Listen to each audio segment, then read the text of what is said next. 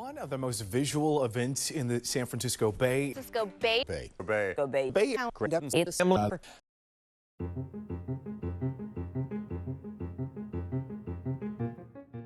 The San Francisco Bay, home to stunning views, iconic bridges, and a soup of trash, chemicals, and who knows what else is floating around. From coffee cups to mysterious sludge, this iconic body of water has seen and been through it all. Industrial waste, urban runoff, and everyday litter have turned parts of the bay into an underwater junkyard, threatening the wildlife and communities that depend on it. Now, while the bay still shines under the sparkling sun, its future hangs in the balance. If you came and looked at Bay Area waterways in San Francisco and around the bay at the turn of the 19th century, you would have found raw sewage, you would have found animal carcasses, you would have found all kinds of industrial pollution that was allowed to go and drain into not just the bay, but into the creeks that feed the bay. And this continued all the way up until post-World War II into the 1950s and the 1960s. And there was also the Clean Water Act that came into place that had a big effect on the bay. And the other thing is that back to the 1960s, the bay was ringed with 35 to 40 garbage dumps. So the shorelines all around the bay were garbage dumps where they used the garbage to fill in the bay. And they would light them on fire, and there would be sort of this ring of fire at night. In fact, in 1960, 390,000 tons of waste was produced and continues to increase decade by decade. Due to the rise of damaging incidents such as the 1971 oil spill in which two Standard Oil tankers collided, releasing approximately 800,000 gallons of oil into the bay. We want to be studying ahead, since we're the regulator, what are the contaminants of emerging concern? What should we be concerned about? I don't know if you've heard about PFAS, but this is a fairly new contaminant of concern. They're everywhere. And so we try to get ahead of it and figure out what contaminants are out there and what the impact is to aquatic life and to human health.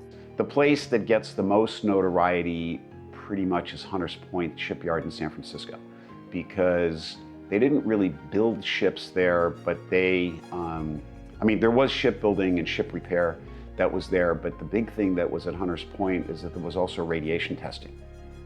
And in fact, there was just a story the other day that came out with more details about, literally live subject radiation testing it on people. And so there's a lot of concerns that the ground at Hunters Point that was filled in during World War II for the shipyard, but that a lot of it is, not just toxic, but has traces of radioactivity. So, which is an even different kind of animal than let's just go clean out where there were oils and chemicals and things of that sort. In Monterey, there used to be sardines in the bay. There are not sardines now.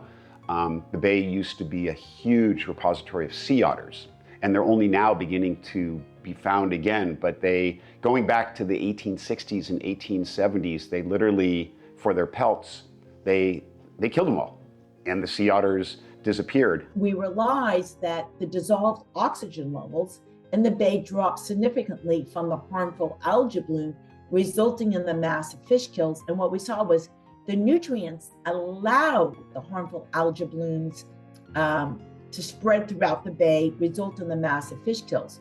Well, the biggest contributor of nutrients to the bay is the wastewater agencies. I'm here to surf. I come here at least 3 times a week to surf. There's a lot of people around, but there's no reason it should be ending up at the beach, right?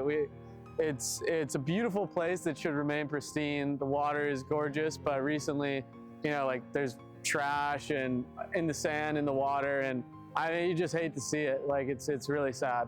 I'm amazed what I've pulled out down by the bay. Tires, jeans, running shoes, cans, plastics, candy wrappers. So really, we could all do our part. Pollution in the water has definitely gotten worse over the last 10 or 15 years. Honestly, I just stepped on something getting out of the water.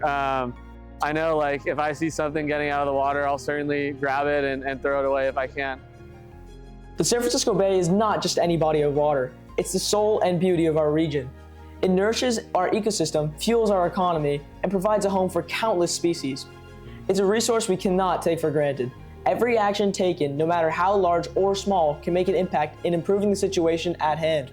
Together, we can preserve the San Francisco Bay for generations to come, making a cleaner, healthier, and more vibrant ecosystem we can all be proud of.